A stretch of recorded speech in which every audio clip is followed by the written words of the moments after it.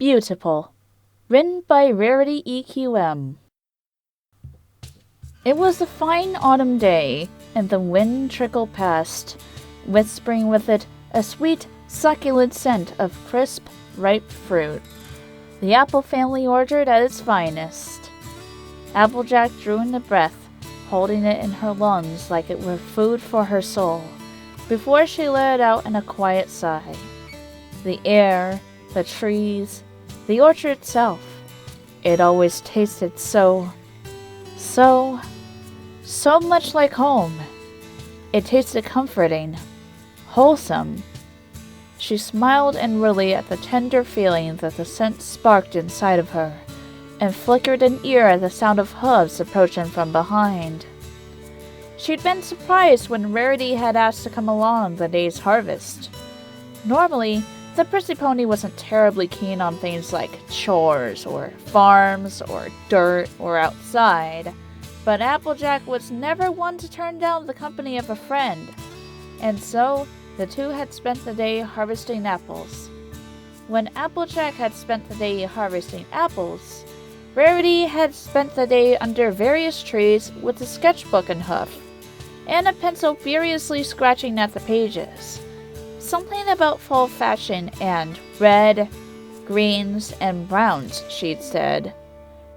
The orchard is full of inspiration, ripe for plucking. Applejack quietly chuckled to herself. Rarity wasn't terribly helpful, no, but she was good company nonetheless. She was talkative in just the right amounts, unlike Pinky, who was more than happy to talk the ears off the town off, and Rarity spoke with tact and diction, always careful not to say anything that could be offensive unless she meant it. Applejack glanced over her shoulder as the pretty mare had approached from behind, who now stood with a quiet little "I know something you don't know" grin etched over her features. Whilst my latest fashions are simple sketches, I did take the time to capture the beauty of farm life. She dangled her sketch pad in front of Applejack with a thin telekinetic aura, and beamed a quiet beam, waiting as the farmer paused, staring at the paper. In front of her was a detailed and lovingly constructed sketch of Applejack herself, standing in her orchard with a basket of apples.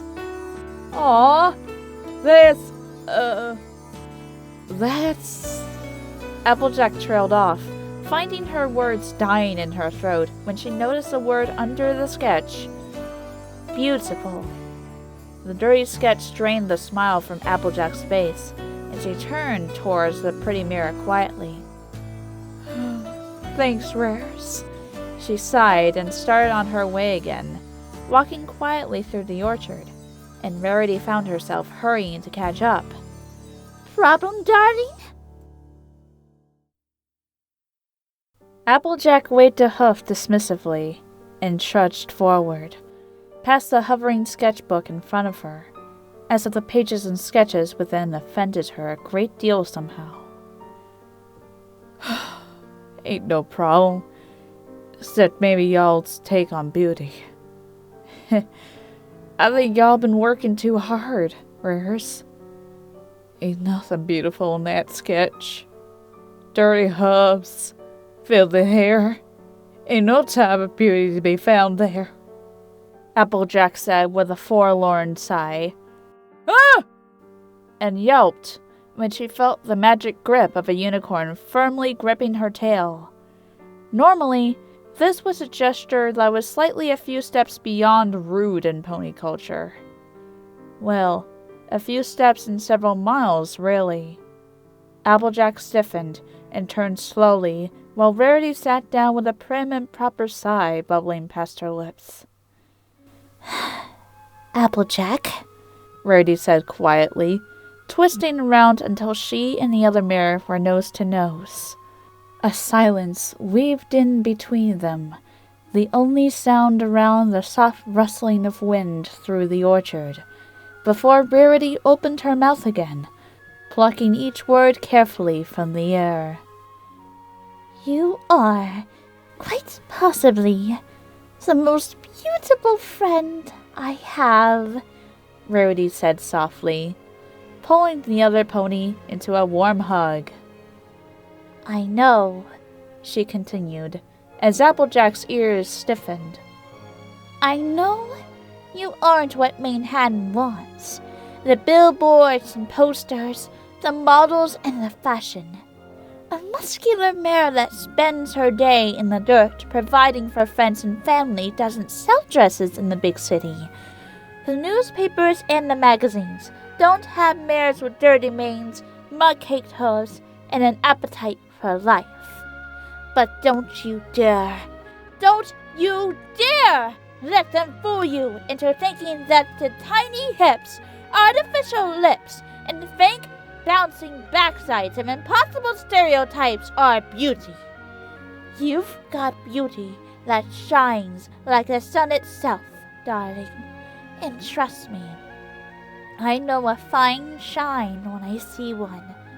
I would trade my mane for an ounce of the beauty you have in your soul, Applejack. With emeralds for eyes, hair spun from gold, and a heart strong enough to hold up an entire family. How dare you tell me that isn't beauty?" Rarity huffed quietly, sitting staunchly in front of Applejack, as if to dare the farm filly to argue with her. "Thanks, Rarity.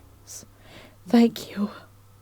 Applejack sighed softly, reaching up to adjust her hat, a nervous sort of habit Rarity had noticed Applejack do when she was unsure of something.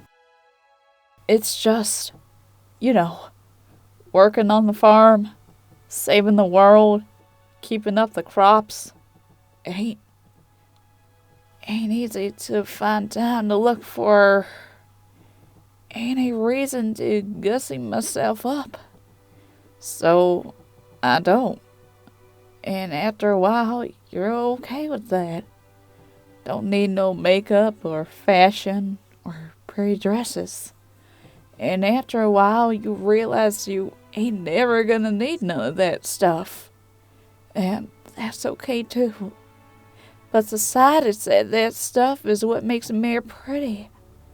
And if you're okay with not being pretty, then you're okay with being ugly. And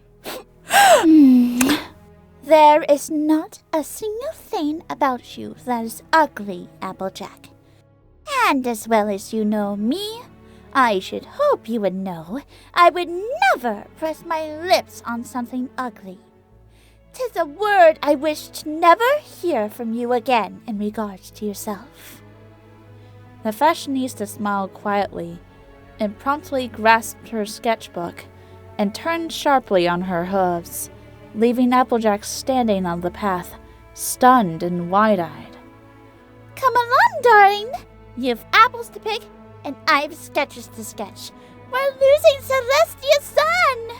Rarity called over her shoulder, swaying her hips as she trotted away. you just...